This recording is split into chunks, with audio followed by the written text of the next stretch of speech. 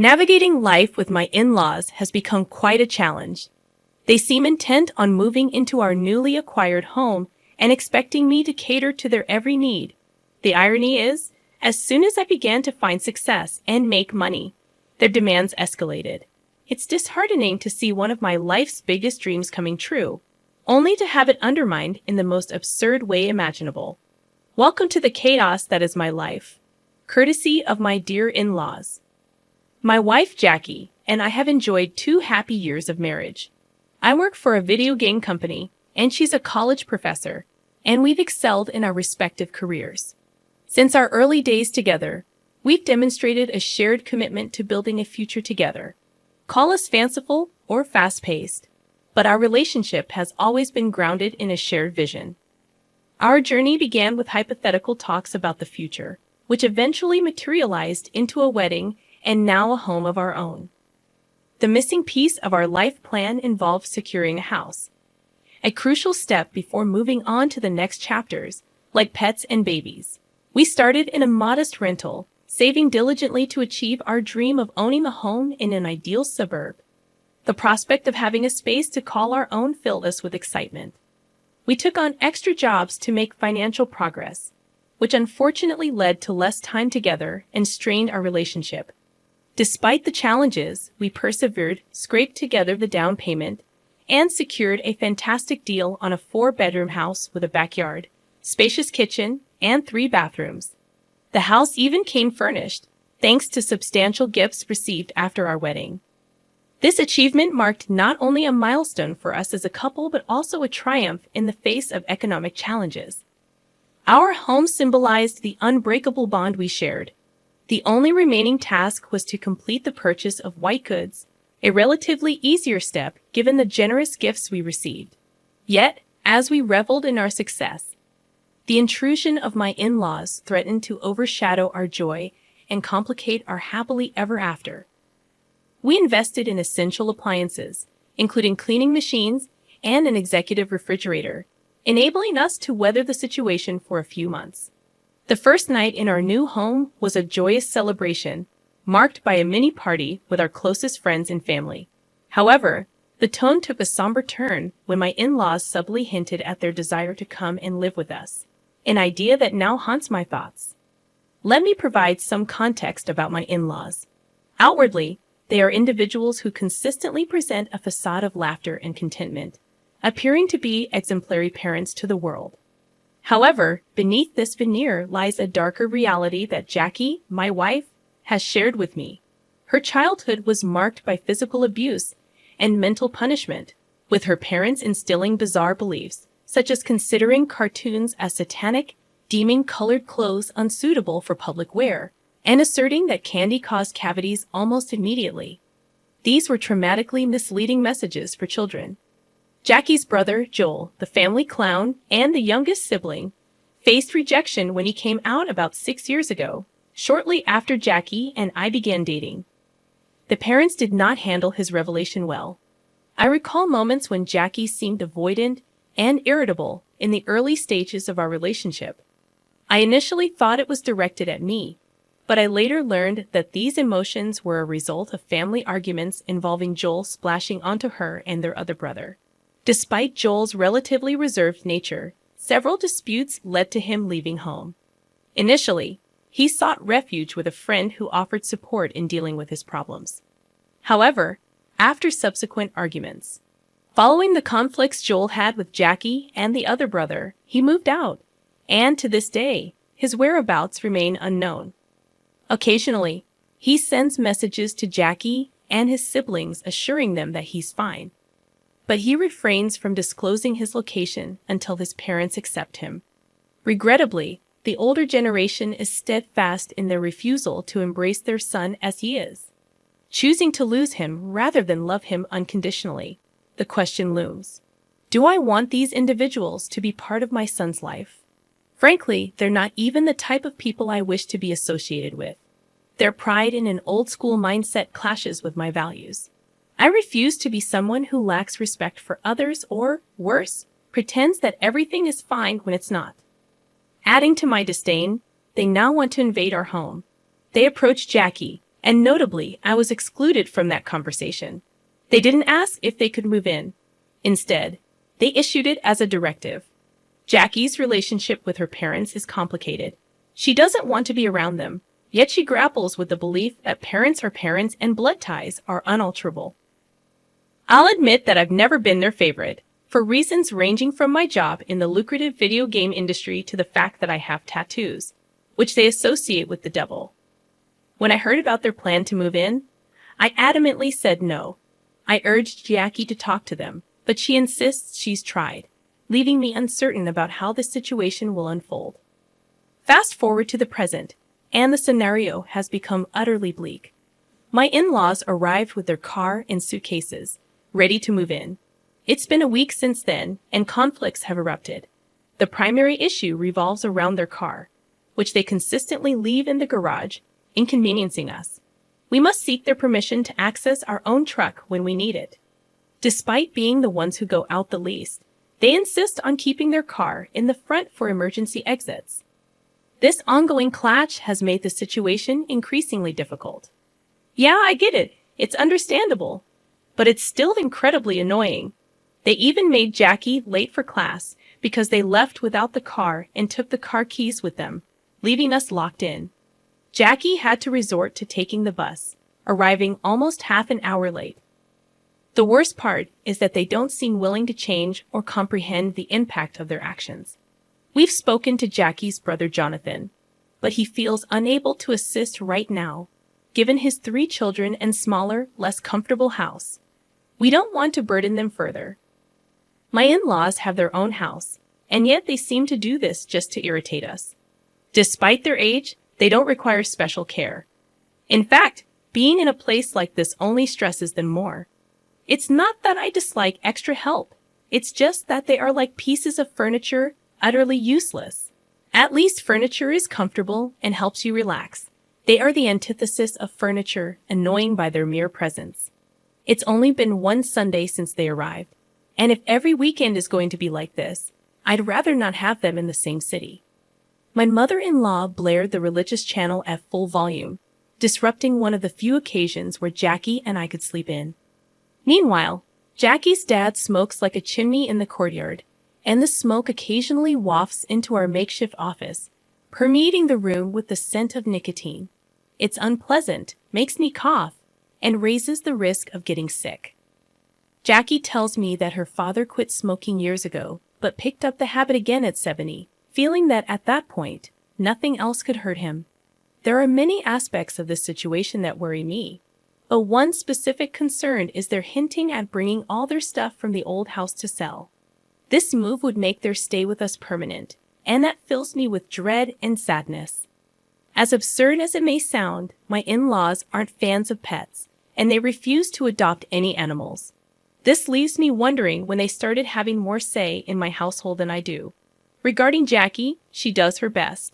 But the biggest issue lies in the fact that I spend the most time in the house, making the experience incredibly uncomfortable.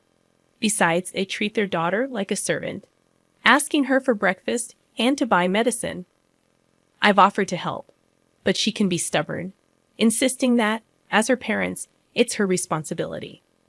I don't want her to shoulder all the chores, understanding that she can get very tired. At this point, I feel useless in my relationship. Update number 2.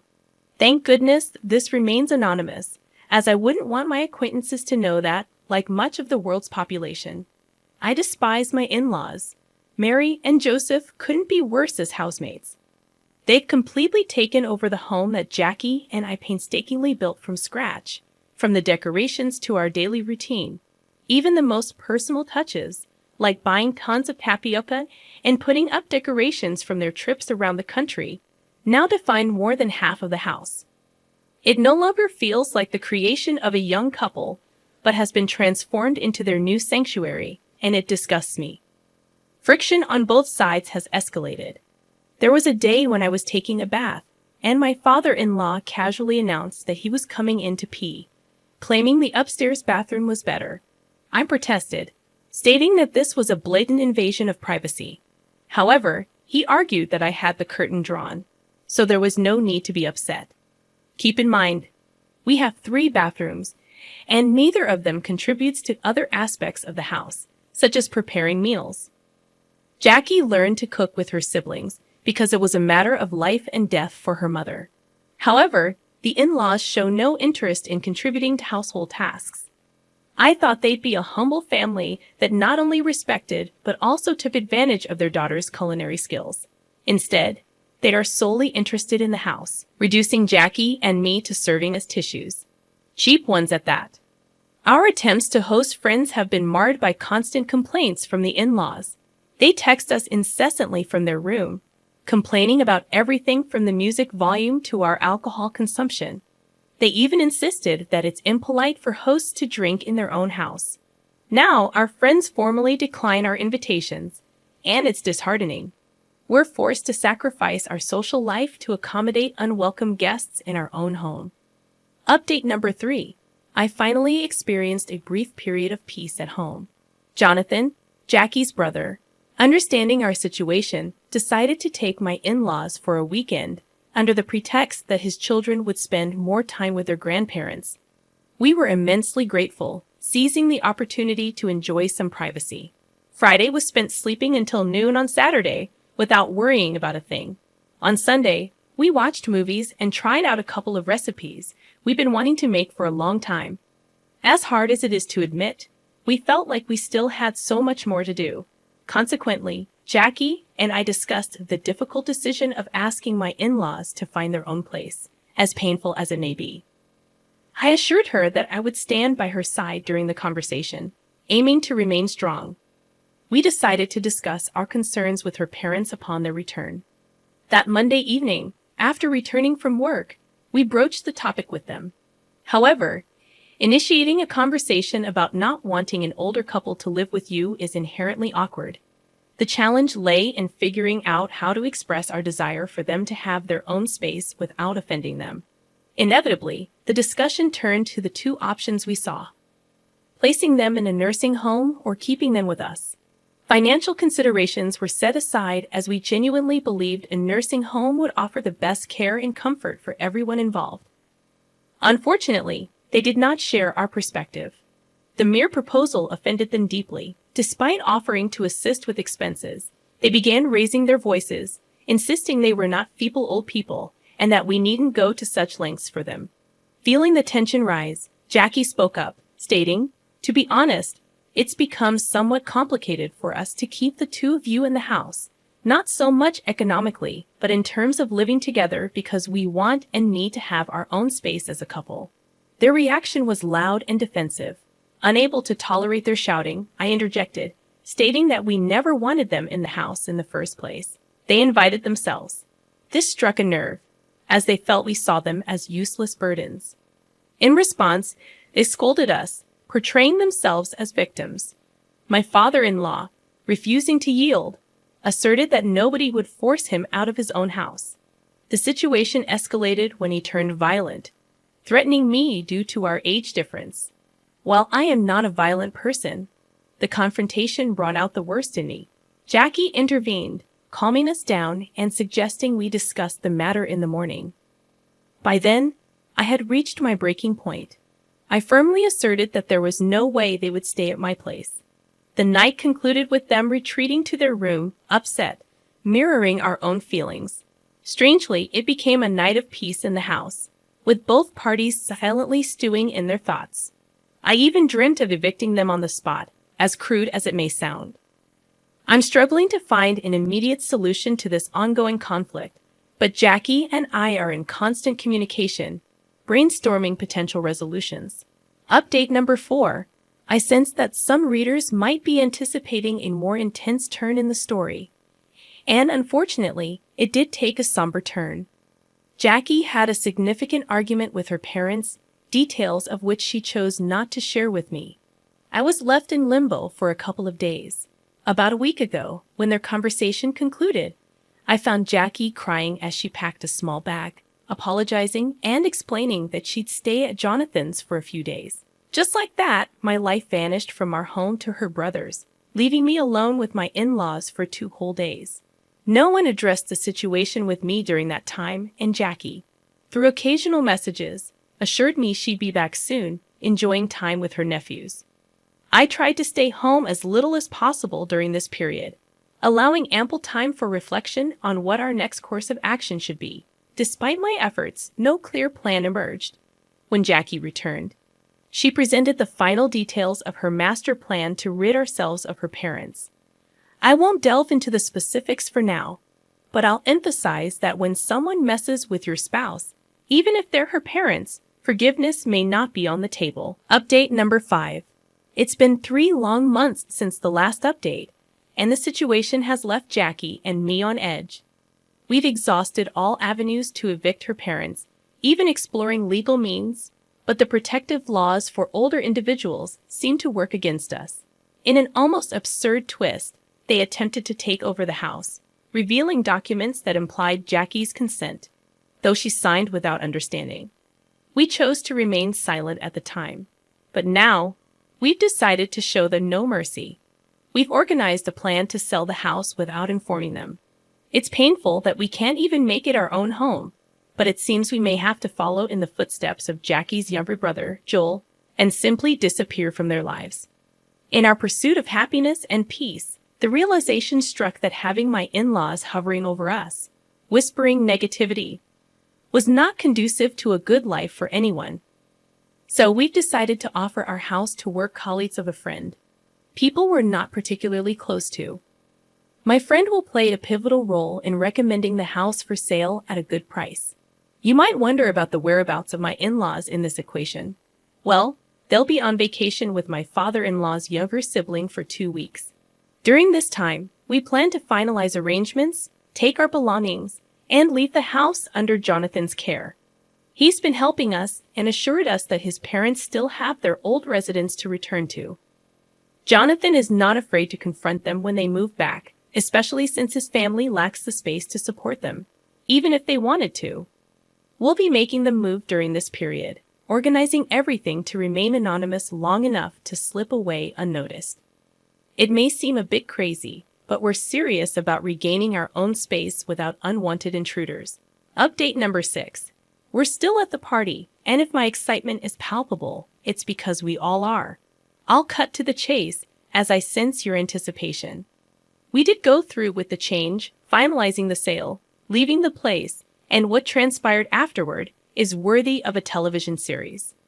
In chronological order, we sold the house, stayed with Jonathan's family for a couple of days to complete the move, and secured an apartment in the city center. While smaller than our previous home, we had surplus funds that found their way into a savings account. Then came the waiting, a mere 2 or 3 days that felt like the longest of our lives. A little less than a week later, we started receiving messages from Jonathan detailing the aftermath. We owe our lives to him because he almost masterfully covered up our tracks. Upon their return, my in-laws found the house inhabited by strangers, adorned with new decor, and none of their old belongings.